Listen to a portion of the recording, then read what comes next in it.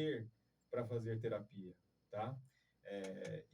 Como eu estava te dizendo aqui, a primeira vez que eu entrei no consultório de uma psicóloga, isso foi há 29 anos atrás, né? Porque eu sempre fui uma pessoa que eu sempre fui traumatizada, eu cresci cheio de traumas, eu sempre fui uma pessoa problemática emocionalmente, tá? Eu sempre tive problemas emocionais, conflitos e crises emocionais. Então, quando eu tinha 20 anos, eu comecei a perceber que aquilo estava prejudicando a minha vida. E aí, a gente, né, com 18, 20 anos, eu comecei a sair para ir para a faculdade, para viver um pouco mais o mundo. E eu vi que tinham pessoas que faziam terapia, que diziam que isso era bom. Eu falei, poxa, eu quero experimentar. Só que a primeira vez que eu entrei num consultório de uma psicóloga, eu entrei e eu me recordo que eu fiquei olhando para trás para ver se não tinha ninguém me vendo entrar naquele consultório, porque eu tinha vergonha de que alguém me visse ali entrando, porque antigamente você procurar uma ajuda emocional, né, um psicólogo, um psicanalista, um psiquiatra, era coisa de louco, né? São as nossas raízes culturais, as nossas crenças. O Matheus, então, não é frescura isso, né, Matheus? Tem muita gente que fala que isso é Não, frescura. existe uma questão também, Pepe, que é muito importante que as pessoas entendam, tá? Fazer terapia dói. É um processo doloroso e difícil. Reconstrução. Tá? Então, o que acontece? Muitas vezes, até inconscientemente, para a gente não entrar em contato com essa dor, a gente foge. A gente inventa uma desculpa, a gente inventa uma história na nossa cabeça para não entrar em contato com esse sofrimento, tá? Isso é inconsciente. As pessoas não fazem por maldade. Para você ter uma ideia, eu tenho uma paciente que eu atendo, ela é lá do Paraná. E esses dias ela me disse assim, Matheus, eu estava gorda, muito acima do meu peso. Só que eu não me via gorda. Eu achava que eu estava normal. Por quê? Porque o nosso cérebro, existe uma questão do nosso cérebro, que o nosso cérebro, ele recalca aquilo que nos machuca. É como se o nosso cérebro, para nos proteger, ele esconde a informação de nós, para que a gente não fique sofrendo.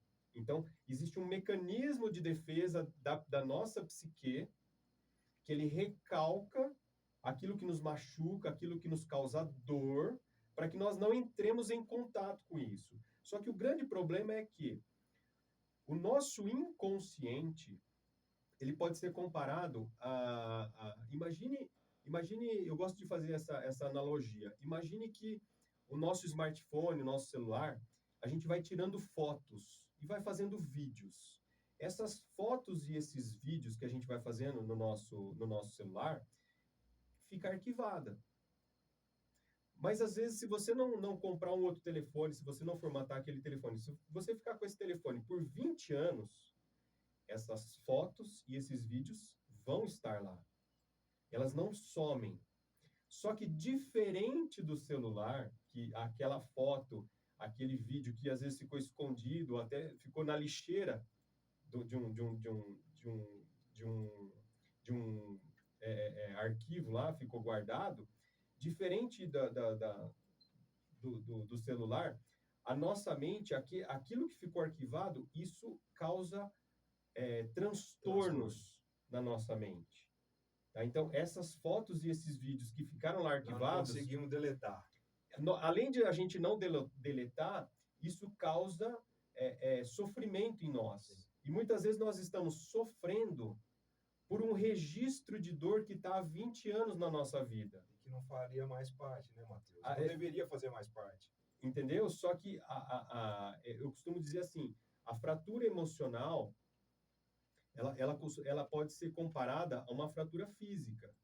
Então, se você bater de frente com um caminhão a 120 por hora e você sobreviver, inevitavelmente o seu corpo físico vai estar cheio de traumas. Você vai quebrar um braço, você vai quebrar uma costela, você vai ter um traumatismo craniano. esse trauma físico, ele não se cura sozinho e não se cura com o tempo. Se você quebrar um braço e você não for no ortopedista, não engessar, não fizer uma cirurgia, o seu braço não vai se curar sozinho e ele não vai se curar com o tempo e nem com oração, nem com preces. Não, Deus não vai curar. Deus não vai curar o seu braço quebrado. Por mais fé que você tenha, Deus não vai curar o seu braço quebrado. Você precisa passar por um procedimento de um médico. E o que acontece com o trauma emocional?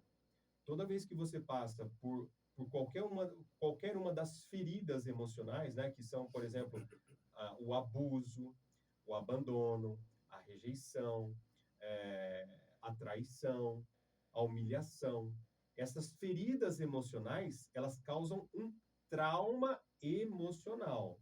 Só que o trauma emocional, ele é invisível, mas ele está lá. E assim como o trauma físico, ele não se cura com o tempo, tá? E se você não cuida de um braço quebrado, o seu braço começa a inflamar com o tempo.